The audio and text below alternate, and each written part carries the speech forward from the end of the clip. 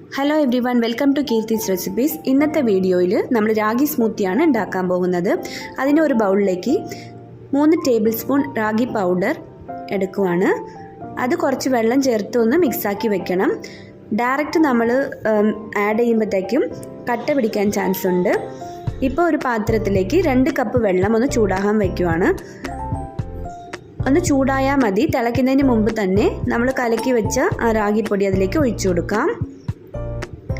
നന്നായിട്ട് ഇളക്കി കൊടുക്കണം, അല്ലെങ്കിൽ അടി പിടിക്കാൻ ചാൻസ് ഉണ്ട്. ഇപ്പോൾ ഒന്ന് തിളയ്ക്കാൻ തുടങ്ങിയിട്ടുണ്ട്. അതിലേക്ക് ഞാൻ ഒരു ചെറിയ പീസ് കറുവാപ്പട്ട ഇട്ട് കൊടുക്കുവാണ്. ഏലക്ക ഇഷ്ടമുള്ളവർ ഏലക്ക ഇട്ട് കൊടുക്കാം. ഇപ്പം നല്ല തിക്ക് കൺസിസ്റ്റൻസിയിൽ സ്വിച്ച് ഓഫ് ചെയ്യുക സ്റ്റൗവ്. എന്നിട്ടൊന്ന് തണുപ്പിച്ചെടുക്കാം. തണുപ്പിച്ചതിന് ശേഷം ഞാൻ ആ കറുവാപ്പട്ട എടുത്ത് മാറ്റുവാണ്.